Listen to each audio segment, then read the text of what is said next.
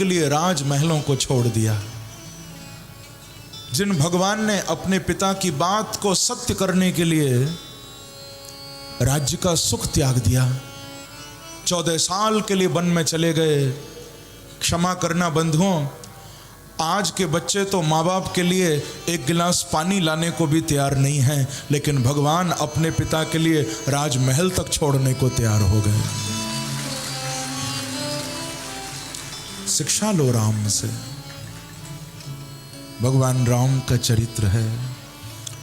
कबीर दास जी ने अपने पद में कहा कि जर जाए सो जीवन राम बिना, जर जाए सो जीवन राम बिना, राम बिना घन श्याम बिना,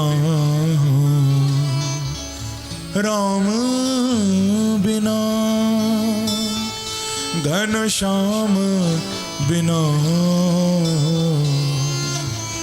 जर जाए सो जीवन राम बिना,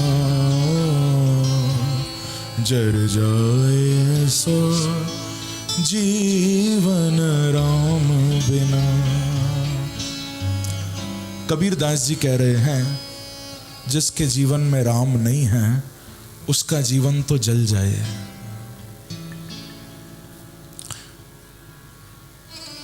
बाप बेटे का प्रेम कैसा होना चाहिए, सीखना हो तो राम से सीखो। पति पत्नी का संबंध कैसा होना चाहिए, यदि सीखना हो तो भगवान राम से सीखो।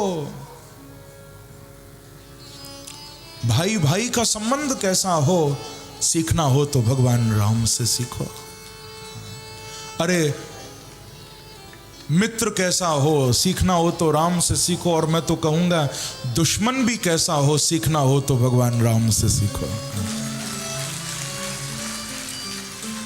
रावण भाग्यशाली था, जो रावण ने दुश्मनी भी की तो भगवान से की, क्योंकि संसार से दुश्मनी करोगे तो शायद फिर भी न जाने कहाँ जाओगे।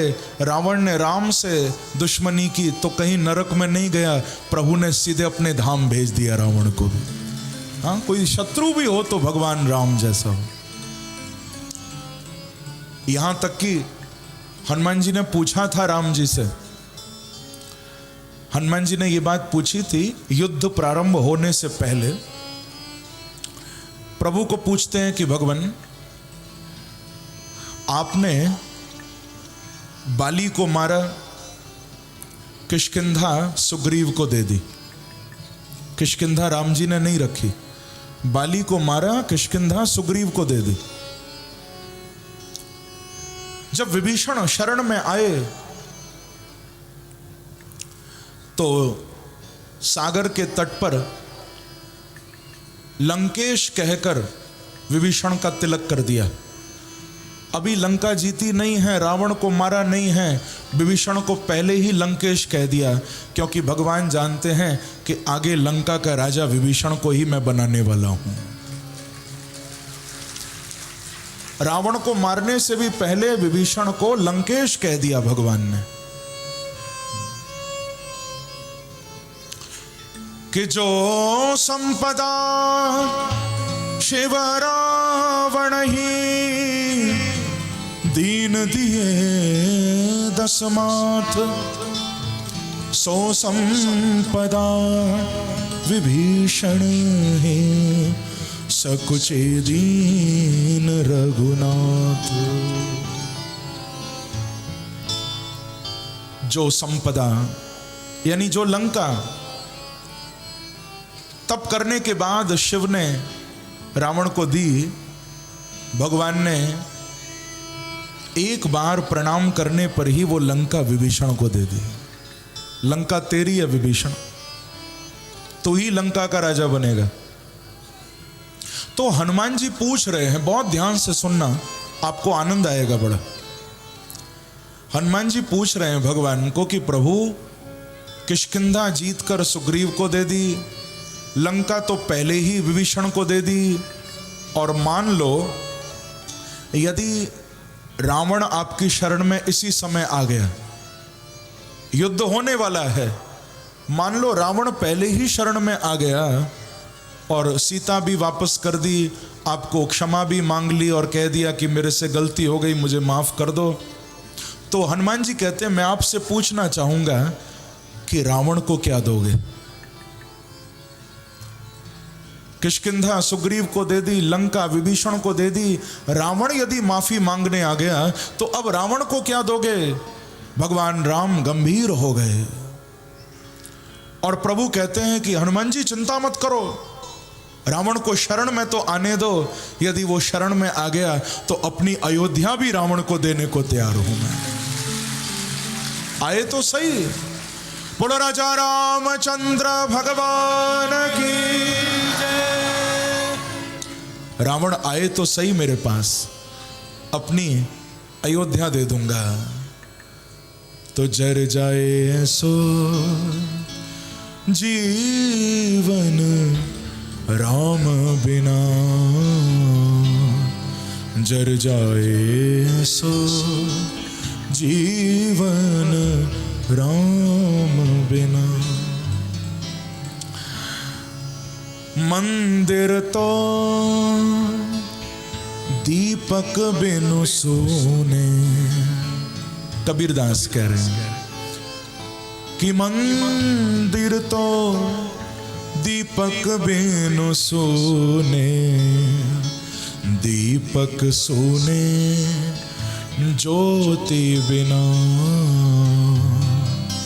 दीपक सोने ज्योति बिना, जर जाए सो जीवन राम बिना।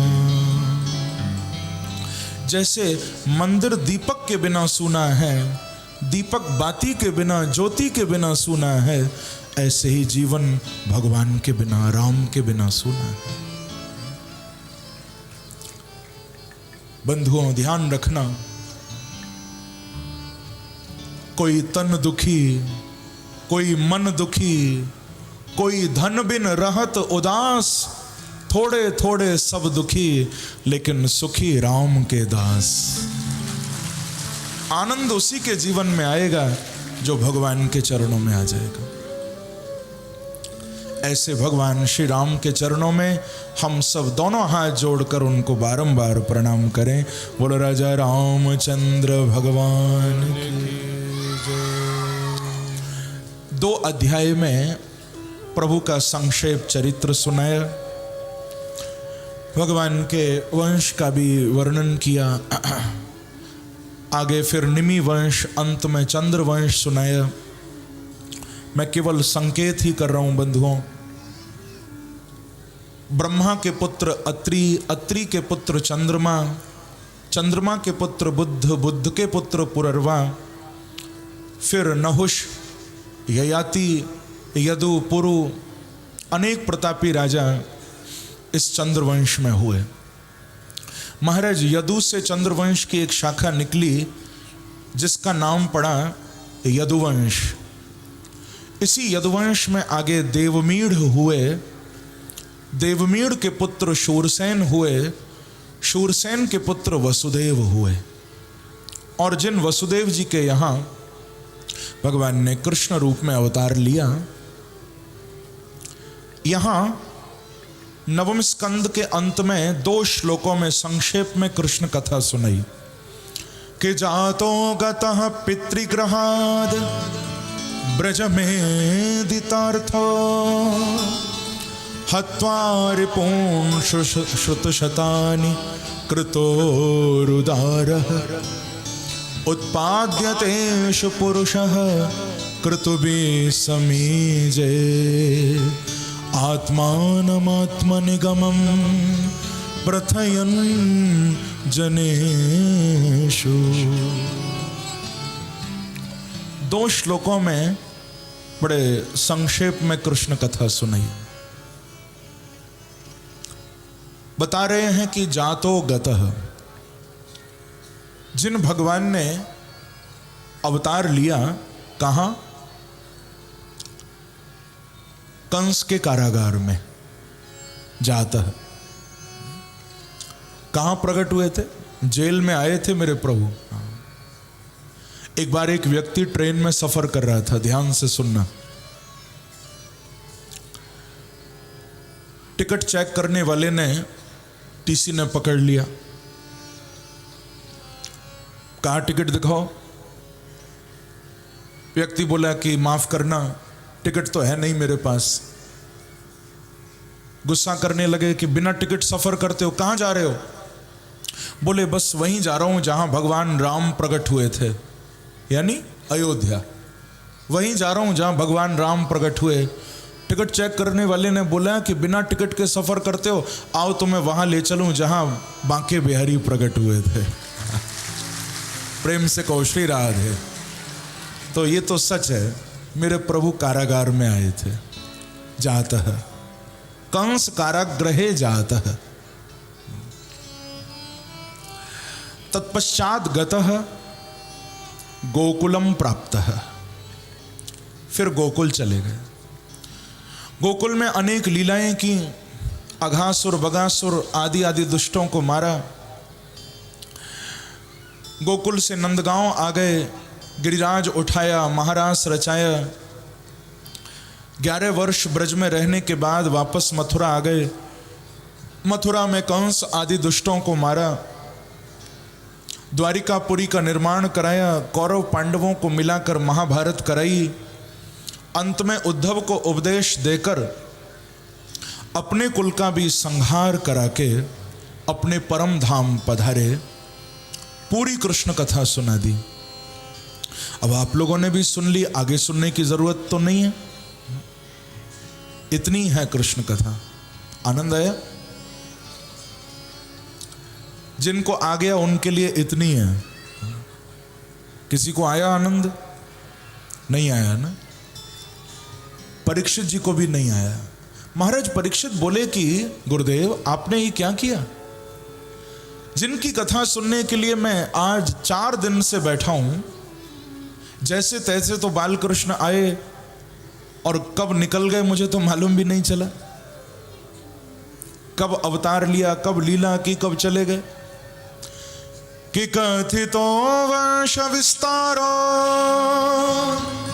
भावता सोम सूर्ययो राज्ञां च भयवंशानां चरितं परमाद्भुतम्। आपने मुझे उभय वंशानां राज्ञां परमाद्भुतम चरितम कथितः। आपने मुझे सूर्य वंश और चंद्र वंश, दोनों वंशों के राजाओं की वंशावली खूब आपने सुनाई। सूर्य वंश में कौन हुआ, चंद्र वंश में कौन हुआ, खूब आपने बताया। पर गुरुदेव मैं आपको सत्य बताऊं, मैं यहाँ वंश की कथा सुनने नहीं बैठा, मैं तो केवल वंशी वाले की कथा सुनने के लिए बैठा हूं। मुझे तो आप मेरे मुरली मनोहर की कथा सुनाओ, मैं तो बांके बिहारी की कथा सुनने के लिए यहां बैठा हूं। सुखदेव जी बड़े ही गदगद हो गए। परीक्षित, कृष्ण कथा का श्रोता हो तो तेरे जैसा हो। तूने पानी भी नहीं पिया, तूने अन्न का दाना भी ग्रहण नहीं किया। परीक्षित ने बिना खाए पिए भागवत सुनी थी। हम लोग तो बिना बोले सुन लें, यही बड़ी बात है। खाना पीना तो दूर, बिना बोले सुन लें, यही बहुत बड़ी बात है। सुखदेव जी कहते हैं परीक्षित धन्य है तुम, तुम्हारे जैसा कोई कृष्ण कथा का श्रोता नहीं हो सकता। मैं तुमको विस्तार में सुनाऊंगा। यहां से कृष्ण कथा में प्रवेश करा रहे हैं, आप लोग भी सुनिए भाव से।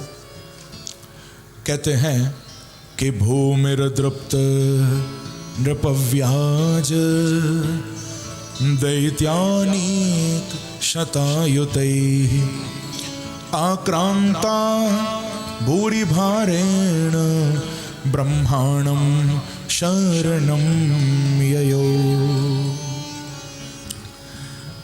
कहते हैं एक बार ये पृथ्वी अनेक दुष्ट राजाओं के अत्याचारों से दुखी हो गई। पृथ्वी पर कंस जैसे राजा आ गए, जरासंध जैसे, शिशुपाल जैसे, विदुरथ जैसे दुष्ट राजा आ गए।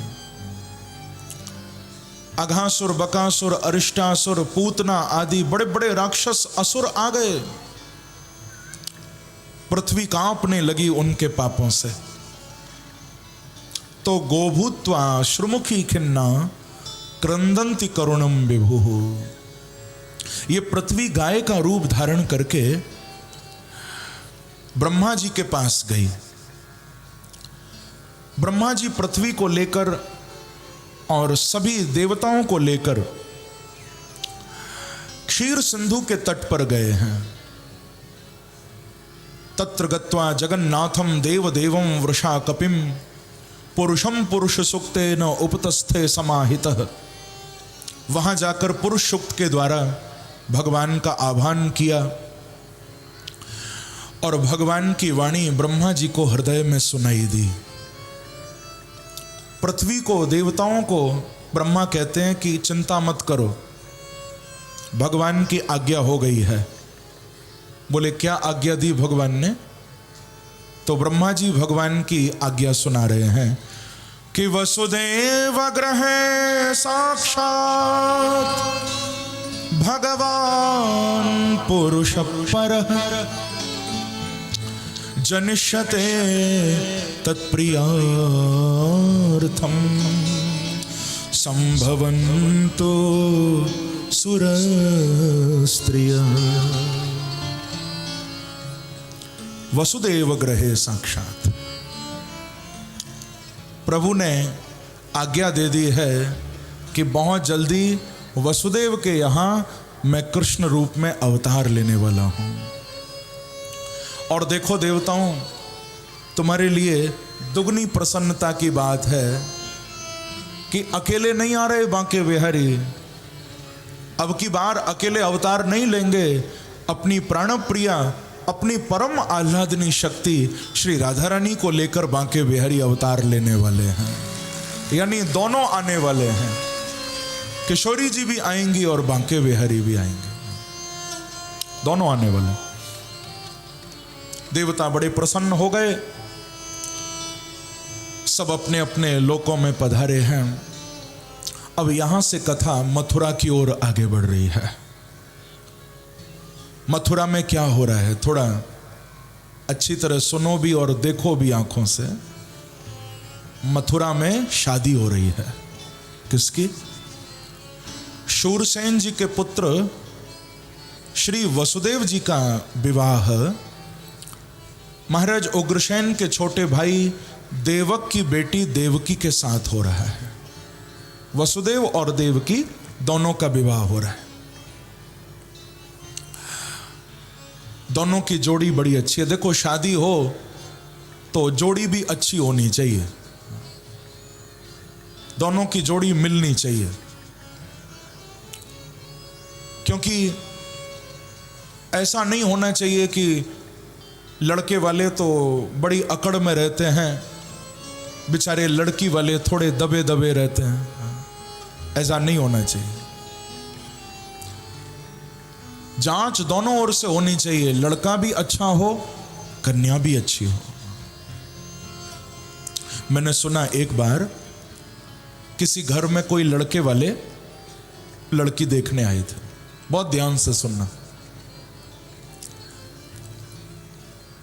लड़के के माँ बाप आए थे, लड़का भी साथ में आया था, लड़की देख रहे थे।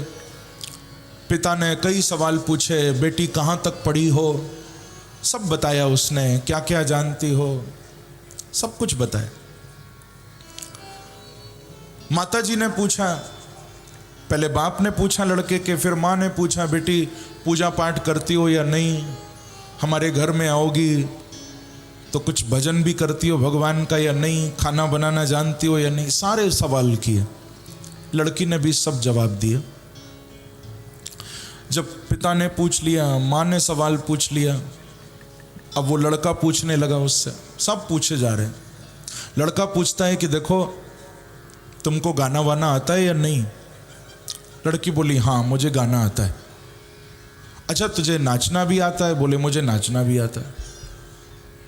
तो बहुत अच्छी बात है। लड़की को थोड़ा अंदर से बुरा लगने लगा। वो मन में सोचने लगी कि देखो ये सब मेरे से ही सवाल पूछ रहे हैं और इस लड़के से कोई सवाल नहीं पूछता। लड़की बोली मैं पूछूंगी इससे सवाल। लड़की ने पूछा कि ये बता बेटा तुझे तबला बजाना आता है? बोले मुझे तो नहीं आता। लड़की ने कहा कि तू कैसा पागल है, मेरे से पूछता है मुझे गाना आता है या नहीं, मेरे से पूछता है मुझे नाचना आता है नहीं, और मुझे तो गाना भी आता है नाचना भी आता है, तुझे तबला बजाना नहीं आता। तो ये बता जब तेरे घर आऊंगी गाऊंगी नाचूंगी तबला तेरा बाप बजाएगा? बोलो वृंदावन बिहारी लाल की। तबला कौन बजाएगा? लड़की बोली जा मैंने तुझे रिजेक्ट किया। क्योंकि भाई यदि जांच हो तो दोनों ओर से होनी चाहिए ना। पर आज यहां जोड़ी बड़ी सुंदर है, देवकी और वसुदेव। श्री देवकी जी विदा होकर जा रही हैं, सारा राज परिवार रो रहा था। हमारे पड़ोस में भी बेटी विदा होती है तो आंखों में आंसू आ जाते हैं, सब रो रहे। कंस ने मन में सोचा उग्रसेन का बेटा है कंस, है तो बड़ा पापी, पर आज मन में सोचा कि मेरे चाचा की बेटी है, मेरी बहन लगती है, क्यों ना इसके राज महलों तक इसको छोड़ के आ जाऊं। सारथी को रथ से नीचे उतार लिया, सारथी बन के कंस रथ पर चढ़ गया। देवकी और वसुदेव को विदा करा के ले जा रहा है। जैसे ही बीच राजपथ पर रथ आया, उसी समय आकाशवाणी हो गई कि अस्यास्त्वामष्टमो गर्भो हंतायाम बहसे बुध। आकाशवाणी कंस को कहती है कि अरे दुष्ट पापी कंस, इतना याद रखना, आज जिस बहन को तू इतना लाड़ प्यार से विदा कर रहा है, इसी बहन का जो 8वां गर्भ होगा वो तेरा काल होगा। इतना सुनते ही कंस के होश उड़ गए। देवकी उसको मारने को तैयार हो गया, बाल पकड़ लिए, तलवार निकाल ली, छोड़ूंगा नहीं।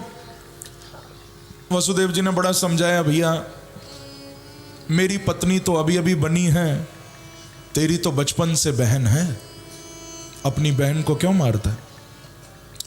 कि मृत्युर्जन्म वताम वीर देहेन सहजायते। अरे कंस, मरना तो सबको है, मुझे भी मरना है, तुझे भी मरना है, देवकी को भी मरना है, सबको ही मरना है एक दिन।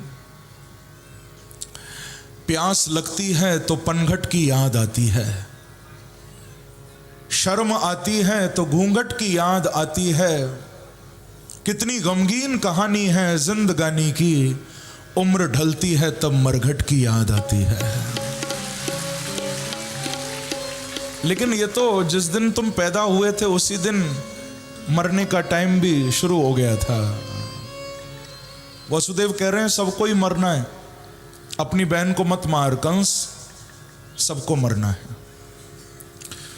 कंस को दया नहीं आई तो बाद में वसुदेव जी को कहना पड़ा कि देख, तुझे देवकी से भय नहीं है, देवकी के बच्चों से तुझे भय है।